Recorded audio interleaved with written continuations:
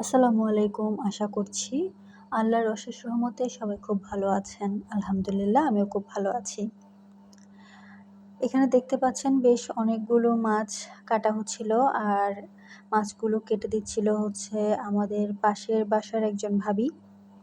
তো ভাবি যখন কাজ করে তখন আমি ভাবির ছোট বাচ্চার হাতে সবসময় বিস্কিট, চানাচুর, চকলেট বা কেক যখন যা থাকে সেটা দিই। এছাড়াও এমনিতেও দেওয়া হয়। তারপরও যখন তার মা কাজ করে বিশেষ করে, তখন বেশি করে দেওয়া হয়। কারণ যেন সে তার মাকে বিরক্ত না করে আর তার মা কাজগুলো একটু কমপ্লিট করতে পারে ঠিকঠাক। তো তার মা কাজ করছিল আর সে পাশে দাঁড়িয়ে দাঁড়িয়ে বিস্কিট খাচ্ছিল। তো এখানে ৩ রকমের মাছ ছিল। একটা হচ্ছে কোরাল মাছ, আরেকটা হচ্ছে দাঁতিনা মাছ এবং আরেকটা মাছের নাম আমার মনে নেই, আমি জানি না সেটা। তো কোরাল মাছ যারা বাসায় কাটেন তারা জানেন এটা অনেক বেশি শক্ত হয় এই মাছটা। বিশেষ করে এর আশেপাশের কাঁটাগুলো ভাঙতে বা মাথাটা কাটতে অনেক বেশি কষ্ট হয়। তো ভাবি সেটা করে দিচ্ছিল, কাজগুলো আমাদের একটু হেল্প করছিল। তো আমি এখানে ২ ধরনের সবজি রান্না করব। একটা হচ্ছে ঢেঁড়স ভাজি করব, আর ফ্রিজে আগের দিনের মাছ বের করে রেখেছি। যেহেতু আগের মাছ আগে শেষ করতে হবে, তো এগুলো হচ্ছে যেগুলো কাটা হলো সেগুলো পরে খাওয়া যাবে। আর এখানে আমি সবজি কেটে ফেলেছি। এগুলো এই ঝিঙ্গাটা হচ্ছে চিংড়ি দিয়ে রান্না করব, আর হচ্ছে এটা ভাজি করব, আর মাছগুলো রান্না করব, আগের মাছগুলো। তো আমি রান্নাবান্নায় কিন্তু বেশি সময় এখানে দেখাচ্ছি না, রান্নাবান্নার সময়টা। কারণ আমার শ্বশুরবাড়ির রান্নাঘরটা খুবই ছোট। সেখানে আসলে ভিডিও করে রান্না করার যে লাক্সারি ব্যাপারটা ওটা আসলে হয়ে ওঠে না। রান্না করার সময় কোনোমতে রান্না করেই চলে আসতে হয়। তো রান্না শেষ আমার, ২টা রান্না করা শেষ। তো আরেকটা রান্না করছিলাম। তো এই রান্নাটা হবে কাঁচামরিচ দিয়ে। কাঁচামরিচ আমি গ্রাইন্ড করে ফ্রিজে অর্থাৎ ব্লেন্ড করে ফ্রিজে রেখে দিয়েছিলাম। তো সেগুলা দিয়েই রান্না করা হয়। বিশেষ করে এটা ছিল শীতকালের ভিডিও।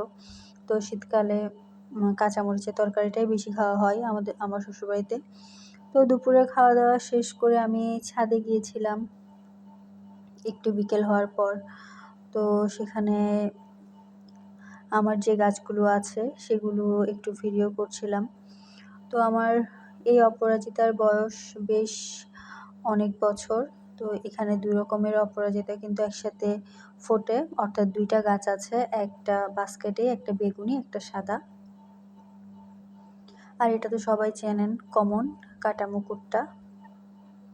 আর এরপর এই সুন্দর ফুলটা হচ্ছে আমার হাজব্যান্ডের কেনা। এটা হচ্ছে পানিকা ফুল বলা হয় এটাকে। তো এটা অনেক বেশি ফুটে, যখন একসাথে ফোটে অনেক বেশি ফুটে। আবার যখন একটু উল্টাপাল্টা হয় তখন কিন্তু একসাথেই মরে যায়। তবে এই গাছের একটা সুবিধা হচ্ছে এটা খুব একটা বেশি মরে না, খুব ভালোই থাকে বলতে গেলে। আর এটা হচ্ছে একটা আগাছা জাতীয় গাছ, এটা যে কোনো জায়গায় আপনি দেখবেন গ্রামের দিকে। আর এই গোলাপ গাছটা হচ্ছে কিনেছিল আমার শ্বশুর। এটা অনেক গোলাপ দেয়, আর শীতকালে তো গোলাপের অনেক বেশি সমারোহ হয়। তো একটু যত্ন করতে জানলে শীতকালে কিন্তু অনেক বেশি গোলাপ পাওয়া যায়। আর এটা যেহেতু দেশি গোলাপ সেহেতু এটা আরও অনেক বেশি করে ফুটেছে। তো এখানে আমি বেশ অনেকক্ষণ ধরে কিন্তু এই গাছের ভিডিও করেছি, কারণ এই গাছের ফুলগুলো এত সুন্দর লাগছিল দেখে। তো সামনাসামনি কিন্তু আরও সুন্দর। তো আমি ভিডিও ধারণ করে রাখছিলাম ভিডিওতে দিব বলে। আর দেখেন এত সুন্দর লাগছিল এই কলিটা, তাই এটাও কিছুক্ষণ ভিডিও করলাম। আর এই ফুলটা একটু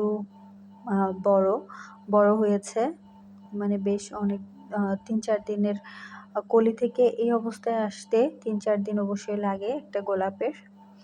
আর এখানে এগুলো হচ্ছে একেবারেই শেষের দিকে, অর্থাৎ গোলাপের পাপড়িগুলো ঝরে যাবে এমন অবস্থা হলে এই ফুলগুলো এমন অবস্থানে আসে। তো এরপর আমি ভিডিও করলাম হচ্ছে আমার জবা গাছের।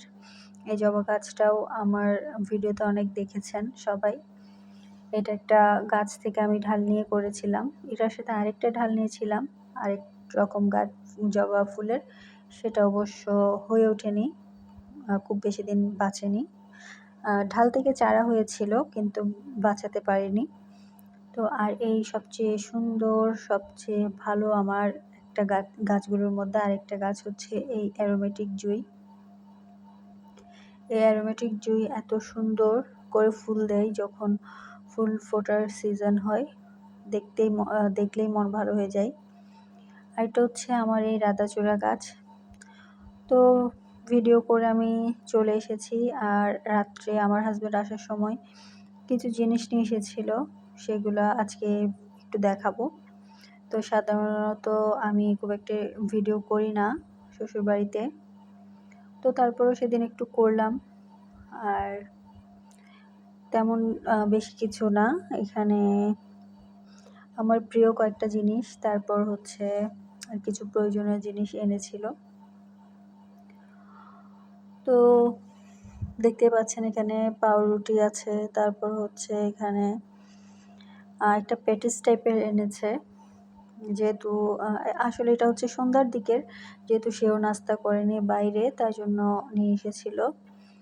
আর হচ্ছে আমার প্রিয় বার্গার এনেছিল, শনপাপড়ি এনেছিল। যদিও শনপাপড়ির অরেঞ্জ ফ্লেভারটা আমার পছন্দ না, তারপরেও এনেছে যখন খাওয়া হয়েছে।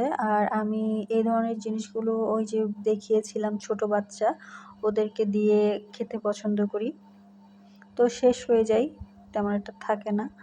তো এই তো এটা হচ্ছে বার্গারটা আসলে খুব একটা গরম ছিল না, যেহেতু একটু দূরের জায়গা থেকে এনেছিল সে। তো আমি একটু স্লো মোশনে ভিডিও করছি, কারণ দেখতেই পাচ্ছেন আজকের ভিডিওটাও কিন্তু 10 মিনিটের ভিডিও করতে পারিনি।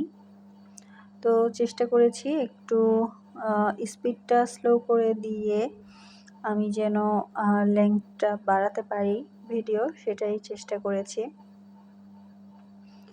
তো এই তো, এছাড়া আসার সময় সে গরুর দুধ নিয়ে এসেছিল, যেটা তার সে সহ আমি সহ আমার শ্বশুর শাশুড়ি খাবে রাত্রে, মানে সবার খাওয়ার জন্যই মূলত এনেছিল। তো যখনই এরকম গরুর দুধ আনে চেষ্টা করে একেবারে খাঁটিটা আনার জন্য, তো সেরকম খুঁজে যখনই পাই নিয়ে আসে। আর যেহেতু এখানে খাওয়ার মানুষ খুব একটা ছিল না, তাই আমাদের জন্য প্রতিদিন অল্প অল্প করে আনলেই হয়ে যায়, আর সেজন্যই 1 লিটার নিয়ে এসেছিল। যেহেতু ফ্রেশ পাওয়া যাচ্ছে তাই প্রতিদিনেরটা প্রতিদিন আনাটাই ভালো। তো সেজন্য 1 লিটার দিয়ে আমাদের যেহেতু হয়ে যাবে, তাই জন্য নষ্ট না হওয়ার জন্য 1 লিটারই এনেছে। আর এগুলো আমি একটু সেঁকে নিব, অর্থাৎ যেন ময়লাটা খেতে না হয় তেমন করে। তো এটা কিন্তু কিছুটা অংশ বরফ ছিল, আর বেশ অর্ধেকই কিন্তু তরল অবস্থায় ছিল, যেহেতু ওর যারা এটা সেল করে তারাও ফ্রিজেই রাখে। তো এই তো আজকের আরেকটা ভিডিও আপনাদের সাথে শেয়ার করলাম। কেমন হয়েছে অবশ্যই জানাতে ভুলবেন না। আল্লাহ হাফেজ।